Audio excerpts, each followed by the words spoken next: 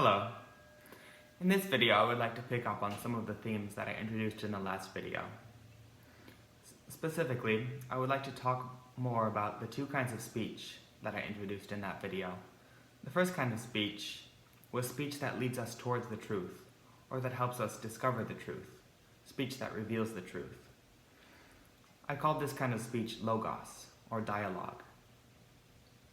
I contrasted this to a second kind of speech, which I called fallacy. This is speech that conceals the truth from us, or leads us away from the truth. That might seem like a surprising definition of fallacy, but I think the surprise stems from our somewhat naive conception of truth. I think we often imagine that truth is merely a question of information, as though if I want to discover the truth about something, that I could just gather information about it from a book or from Google. But I think this is a mistake. If this were true, then we would all be genius savants since the advent of Google, because we have virtually infinite access to infinite information at our fingertips. In fact, if anything, the opposite might be the case. What I mean is that it often seems that the more information that we have, the harder time we have making use of that information or understanding that information. So this leads me to what I think is a more accurate way to think about truth, a more critical way of thinking about truth, and that has to do with truth as understanding. In other words, truth is not merely gathering information or gathering data or gathering facts or propositions. Truth means understanding the meaning of those propositions, the meaning of those facts, the meaning of that data. So truth is something comprehensive. We could also think of it as the difference between sight and insight. So truth is insight. Truth is insight into what we see. This parallels the difference between naive thinking and critical thinking that I also introduced in the last video. In naive thinking, we just take everything as it presents itself to us. In critical thinking, we try to understand the meaning of what is presenting to us. Another way we could think about this, or another way we could express the same distinction, is to say that truth is more than just the reception of information. It's more than just the reception of information, it's the perception of meaning in that information. It's the perception of what that information means. I'll try to explore this idea further, and to do that I will make use of a very famous parable, Plato's parable of the cave. In exploring this theme further with Plato's parable of the cave, I'm also going to try to illuminate a distinction within the second kind of speech that I delineated at the outset of this video, which is to say speech that leads us away from the truth. So I'm going to make use of Plato's parable of the cave to try to illustrate the difference between two broad categories of fallacy. These will be familiar to many people. Often they are known under the rubric of formal fallacies and informal fallacies. This is something that's common in any textbook of logic. So in this video, I will try to refrain from repeating what anyone can read in an introductory logic textbook. Instead, I will try to supplement what can be read in that kind of book, and I do that in the spirit of truth as understanding rather than truth as propositional content. Put another way, I will try to illuminate the same distinctions that are presented in those textbooks, but I will try to shed light on them from an angle that is perhaps not presented in those textbooks. Again, to do that, I will make use of Plato's parable of the cave. Many of you will recall the image that Socrates presents in Book 7 of Plato's Republic. He presents the image of figures in the bottom of a cave. They're chained so that they face the back wall of the cave, and before them is displayed a show of shadows. They've been that way their whole lives. In other words, all that they can see are those shadows, and they have nothing to compare them to. That's the only thing they've seen, the shadows. It's clear from this that if we have nothing to compare the shadows to, we won't recognize them as shadows. Instead, we'll just think they're reality. In other words, to recognize a shadow as a shadow, you have to have the object that's casting the shadow to compare it to. Otherwise, you will just take the shadow naively as the thing itself. This is the image that Socrates presents to us in the bottom of the cave. Prisoners chained, facing the back wall, all they have ever seen in their lives are shadows. Naturally, they begin to make associations between those shadows and different outcomes, different predictions. But it will be clear to us, viewing this parable from an outside vantage, it will be clear to us that they're failing to understand the cause of those shadows. Put another way, they have sight but not insight. They have facts presented to them. Before them they have information, but what they don't have is true insight or understanding of the nature of that information. This can help us visualize a concept like the two different notions of truth that I presented, one being truth as informational content, and the second being truth as understanding of that informational content. That can be quite an abstract notion, but when we have an image like that which Plato or Socrates presents to us, this can help us give a sort of form to our abstract ideas. If we try to relate this to the two general categories of fallacy, which again are often designated under the rubrics of formal fallacy and informal fallacy, then Plato's parable of the cave again can help us give concrete pictures to those more abstract designations. First, let's explore the notion of a formal fallacy. This is again the ordinary title that it's given, but it's maybe more expressive to call it something like a fallacy of structure. By this, what I mean, I'll try to show what I mean by making use of Plato's parable of the cave. A fundamental structural component of logic has to do with the relation between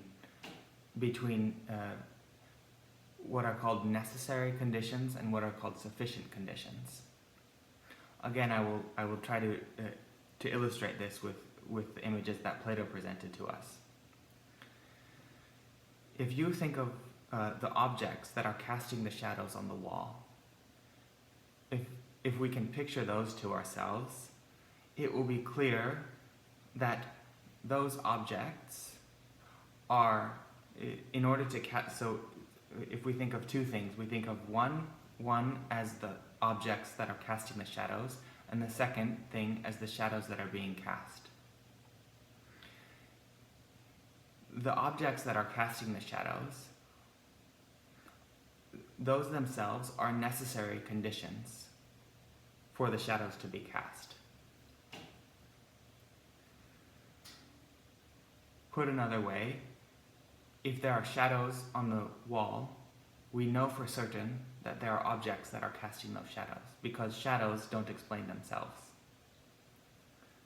This is a relation of necessary condition between the object and the shadow that it's casting. To understand the notion of a sufficient condition, we have to turn around and think of the shadow. If we start with a shadow, the fact of a shadow being there is a sufficient condition for us to conclude that something is casting that shadow. In other words, we know it follows logically, as a logical necessity, as a logical entailment, it follows that a shadow implies an object casting that shadow. Again, the shadow doesn't explain itself. The notion of a formal fallacy, or the notion of a fallacy of structure, refers to a speech or a proposition or an argument in which the necessary and the sufficient conditions are confused. Put another way, the argument is presented in a way that, for example, a fallacy would be to conclude from the fact of an object that the object is casting the shadow. This is clearly not the case, because despite that an object is a necessary condition for a shadow, it's not a sufficient one. In other words, there can be objects that don't cast shadows. This is an example of a fallacy. And to repeat, it's a fallacy of the formal kind, or a fallacy of the structural kind. By analogy, we could imagine a cup that has no bottom. This is an image for a structural fallacy. It's like the argument doesn't really hold water, even though it appears to. I'm going to move on and try to illustrate the notion of what is often designated as informal fallacy. But I think a more expressive way to describe an informal fallacy is a fallacy of content. I'll try to explain what I mean.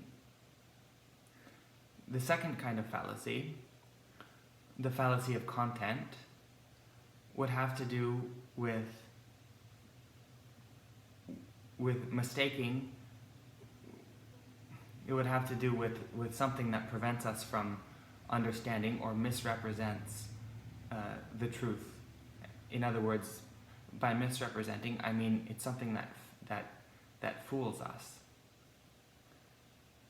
It's something that appears to be one way, but in fact is some other way. Again, Plato's parable of the cave provides a very expressive example, because the prisoners in the bottom of the cave are clearly deluded, because they're perceiving shadows which they take to be the cause of those same shadows.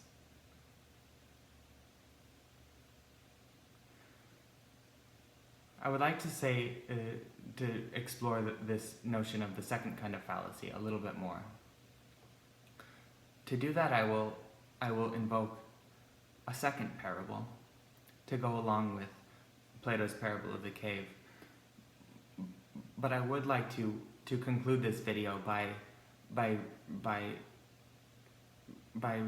picking up Plato's parable of the cave again and trying to identify what these two parables share. There's something that unites them. So I will return to that thought at the end of the video. Right now, though, I will briefly present what's called the parable of the blind man and the elephant, and I will try to illustrate another example of how an informal fallacy or a fallacy of content can work. Before that I go into the parable of the blind man and the elephant, I would just like to note that there are virtually infinite different kinds of fallacies of content. Many of them have been given names, many of them haven't. The reason that I have chosen to illustrate a fallacy of content with this parable of the blind man and the elephant is because from henceforth, from this point on, we will share a common language and we will be able to refer to certain situations that are potentially misleading, certain situations in which the speech or the argument actually leads us away from understanding. We will be able to refer to them by this name. We will be able to refer to them as fallacies of the blind man and the elephant, for example. I will try to show what I mean.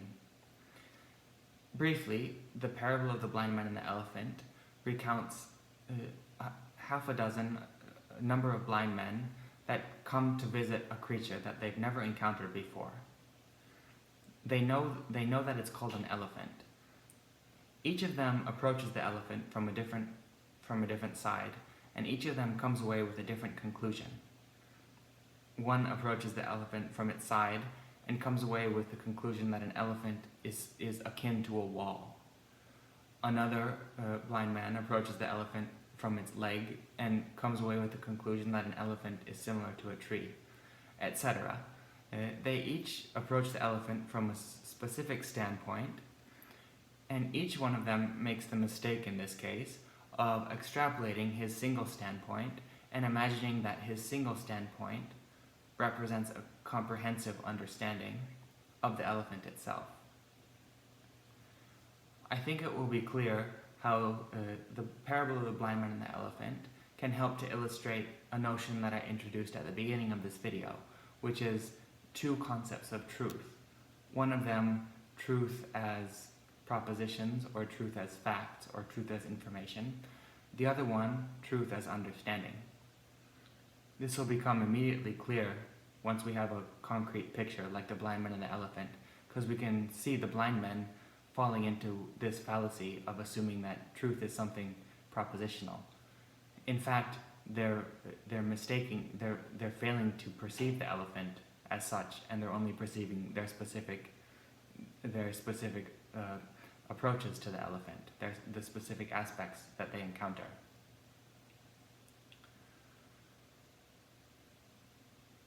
Because this is such a timely topic, I would like to show how the parable of the blind man and the elephant can actually help us think further about the current corona crisis that we're all living through at this time in March of 2020. I believe that it's actually somewhat naive to think that the corona crisis is simply a pandemic. I think it's much more than that. I think if we imagine that the corona crisis is merely a question of viral infection, then we fall into a similar mistake as one of the blind men who only touches the elephant's trunk and thinks that the elephant is like a snake. In fact, I think that the pandemic, I think it can actually serve to alert us to the real elephant in the room, so to speak, which is at this point hard to recognize for the same reason that the blind men have to struggle to recognize the elephant that they're approaching. But I think again that the pandemic can alert us to something much more comprehensive that we will be forced to confront in the future. I think once I say that, I think it will be very clear how that idea could be explored and carried further. For example, it's already very obvious that the sickness, the coronavirus infection, has had immense and immeasurable repercussions in many different aspects of life and society. It's totally changed the way that we live and that we relate to each other. The fact that I'm making this video even is a direct result of this corona pandemic. Before we were meeting in class in person. Now we're all separated and forced to attempt to carry on as best we can through online platforms. It's obvious as well that another aspect of this so-called elephant in the room is economic. Many people are undergoing unimaginable hardships right now without the ability to work and to earn a living. There's also a question of it's more than just an acute infection. It's a global health crisis. It's very clear that the virus has a much higher fatality rate to anybody who has health that is compromised. So it's clear that the healthier a population is, the more resilient they will be to an infection, such as the COVID-19. I won't belabor the point and go on, but you can see how it could be very helpful to imagine circumambulating this elephant. And I've only maybe covered the very front quarter of the elephant, and there's a larger circle to encompass. I think though, something like recognizing the way that we can fall into the blind man and the elephant fallacy is a way to encourage us to think further beyond it. This is again to say, it's a way to encourage us to seek truth, to approach truth. I will return to Plato's parable of the cave because it's such an expressive image. The philosopher is the one who attempts to free himself from the cave and attempts to ascend out of the cave, so that on the way up he or she can begin to understand the causes of what before he or she was seeing as only effects and taking them naively.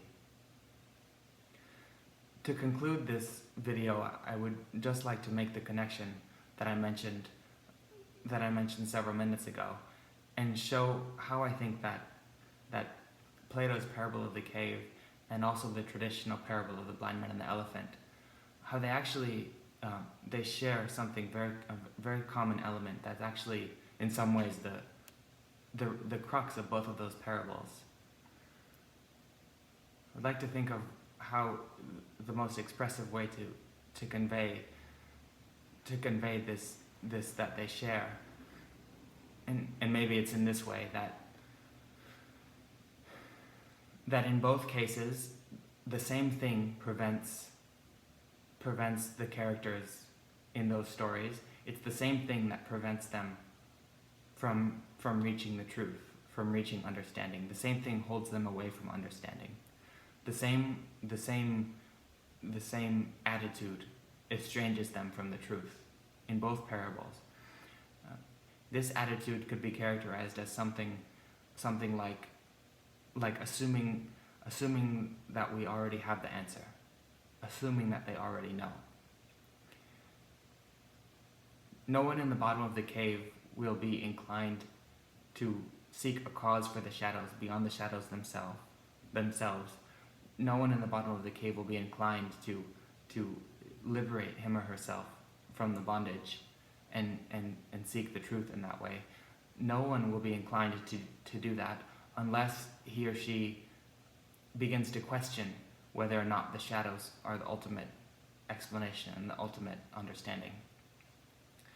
Similarly, if we imagine the blind men approaching the elephant, it's precisely because they are content with their first impression and the first standpoint that they take. It's precisely because they're content with that standpoint and they don't seek further understanding. It's precisely for that reason that they fail to grasp the elephant as such. So in this way, I think by revealing in some ways the essential feature of fallacy, I think we've also developed or unfolded our understanding of truth, and in that way we've been faithful to the project of philosophy. So on that note, I will conclude this video, and then I wish everybody the very best.